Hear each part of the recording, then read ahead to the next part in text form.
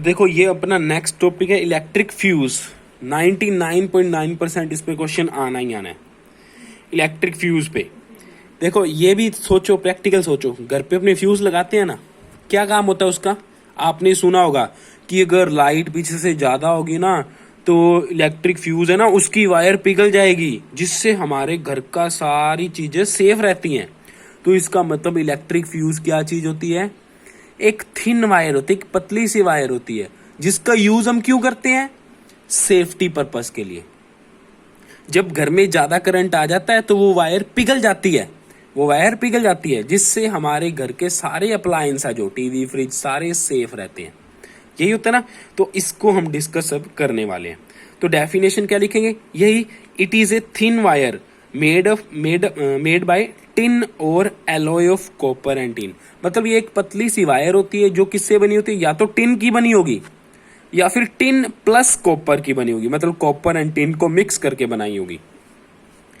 ठीक है, तो टिन से बनी होगी या फिर टिन प्लस कॉपर से बनी होगी। ये बिल्कुल पतली वायर होती है। हमें क्या चाहिए, देखो सोच के देखो, हम क्या चाहते हैं कि जब ज्यादा करंट फ्लो ये वायर पिघल जाए, तो इसका मतलब इस वायर का मेल्टिंग पॉइंट क्या होना चाहिए, लो होना चाहिए, ताकि ये बहुत जल्दी पिघल जाए और हमारे घर को सेफ्टी प्रोवाइड कर सके। अगर इसका मेल्टिंग पॉइंट ही ज्यादा होगा तो ये तो फिर मेल्ट ही नहीं कर पाएगी, पिघलेगी नहीं, तो फिर घर को सेफ्टी क्या प्रोवाइड करेगी। तो इसका मतलब इसका मेल्टिंग पॉइंट क्या होना चाहिए, लो होना चाहिए। और ये हम किस लिए यूज करते हैं, it is use for safety purpose. Second, देखो ये वर्क कैसे करती है, पहले इसकी वर्किंग देख लो। When large current flows then fuse wire heated up and melt, thus circuit is broken and our appliance will be safe. क्या बोल रहा हूं मैं, कि अगर ज्यादा करंट फ्लो हो जाएगा तो फ्यूज वायर गर्म होके पिघल जाएगी, जिससे सर्किट वहीं पे टूट जाएगा और हमारे घर के सारे अप्लायंस सेफ रहेंगे। ये भी हमने बता दिया था। ये लास्ट इंपॉर्टेंट बात कि ये जो वायर होती है ना, फ्यूज वायर, ये हमेशा लाइव वायर के साथ जोड़ी जाती है। अब बोलोगे सर लाइव वायर क्या होती है, देखो हमारे घर में 2 वायर्स आती है, आपने देखा हो कभी, तो 2 वायर्स आती है हमारे घर में।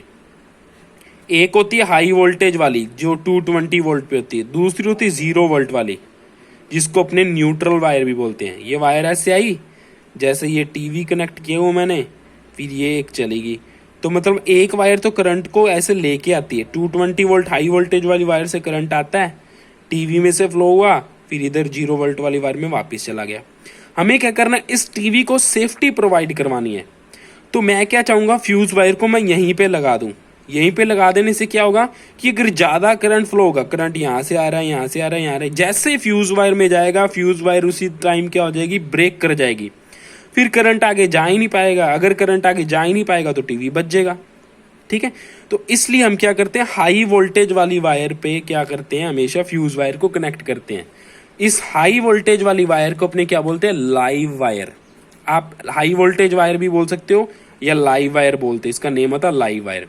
अगर मैं नीचे वाले पे लगा देता तो क्या होता, अगर मैं न्यूट्रल वाली वायर पे लगा देता तो क्या होता है, सपोज मैंने न्यूट्रल वाली वायर पे फ्यूज लगा दिया, ठीक है, करंट आना तो इधर से है, ये ज्यादा करंट आ गया, टीवी में से फ्लो हो गया, यहाँ पहुंचा, जैसे यहाँ पहुंचा फ्यूज वायर मेल्ट होगी। अब इसका कोई फायदा ही नहीं है, टीवी में से तो ज्यादा करंट फ्लो हो ही चुका है, तो टीवी तो फिर वहीं पे खराब हो जाएगा, डिस्ट्रॉय हो जाएगा, वहीं पे सारा डैमेज ही हो जाएगा। तो इसका मतलब करंट पहले टीवी में नहीं जाना चाहिए, पहले फ्यूज में जाना चाहिए। तो फ्यूज को पहले कहाँ लगाना पड़ेगा, फिर न्यूट्रल वायर में कि फेज वायर में, फेज वायर में लगाना पड़ेगा, ताकि करंट क्या हो, पहले फ्यूज वायर में से फ्लो हो, फिर अप्लायंस में फ्लो हो। तो हम किस में लगाते हैं, हमेशा लाइव वायर में या हाई वोल्टेज वायर में फ्यूज को कनेक्ट करते हैं।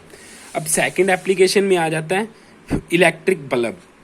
देखो इलेक्ट्रिक बल्ब में भी हम क्या करते हैं, हमने जो पुराने टाइम में बल्ब होते थे लट्टू, उसमें क्या होता था, याद करो कि जैसे हम बटन छोड़ते थे, बटन छोड़ने से क्या होता था कि उस बल्ब में से करंट फ्लो होता था, जिससे बल्ब का फिलामेंट बहुत गर्म हो जाता था और फिर वो लाइट जनरेट करने लग जाता था। तो वो भी किस पे डिपेंड कर रहा है, हीटिंग इफेक्ट पे, कि जब करंट फ्लो होगा फिलामेंट गर्म हो जाएगा, गर्म होके लाइट निकालेगा। तो इसका मतलब जो बल्ब होते थे ऑर्डिनरी बल्ब, वो भी हीटिंग इफेक्ट पे ही वर्क करते थे। अब देखो सोचने की बात है, ये क्वेश्चन आया था कि जो वो टंगस्टन जो फिलामेंट होता है, जो बल्ब का फिलामेंट होता है, मतलब बल्ब ऐसे सी स्ट्रक्चर होती थी, ऐसे से करके कुछ स्ट्रक्चर होती थी और यहाँ पे फिलामेंट लगा था, इसको हम फिलामेंट बोलते थे। ये जो फिलामेंट है ये टंगस्टन मटेरियल का क्यों बना होता है? देखो क्योंकि हमें पता है जब बल्ब में करंट फ्लो होता है ना, तो ये जो फिलामेंट है बहुत गर्म हो जाता है और गर्म होके लाइट निकालता है। अब देखो जो टंगस्टन होता है ना, इसका मेल्टिंग पॉइंट बहुत हाई होता है। हम तो यही चाहते हैं ना कि बल्ब लगातार लाइट तो मिट करता रहे लेकिन मेल्ट ना हो। अगर मेल्ट हो गया तो फिर बल्ब तो खराब ही हो जाएगा। तो इसलिए हाई मेल्टिंग पॉइंट वाला हमको एक मटेरियल चाहिए था जिसकी हमने वायर बनानी थी, फिलामेंट बनाना था। तो वो कौन सा होता है? टंगस्टन। तो हम बोल सकते हैं कि बल्ब फिलामेंट के लिए टंगस्टन हम इसलिए यूज करते हैं क्योंकि इसका मेल्टिंग पॉइंट बहुत हाई होता है।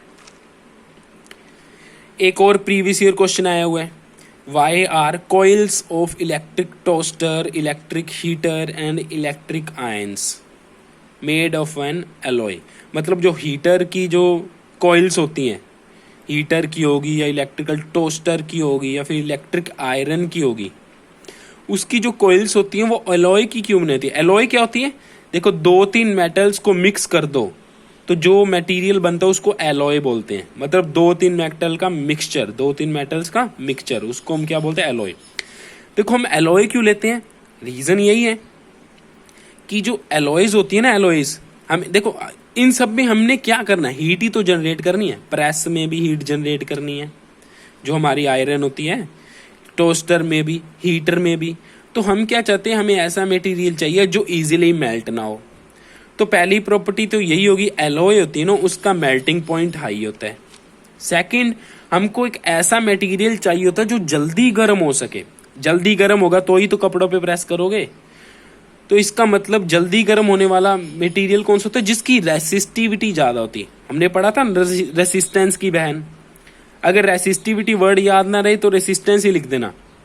तो एलॉय को हम हीटिंग एलिमेंट के फॉर्म में क्यों यूज करते हैं? पहला नंबर इसका मेल्टिंग पॉइंट हाई होता है, दूसरा नंबर इसकी रेसिस्टिविटी हाई होती है जिससे ये जल्दी गर्म हो सकते हैं। High melting point, high resistivity.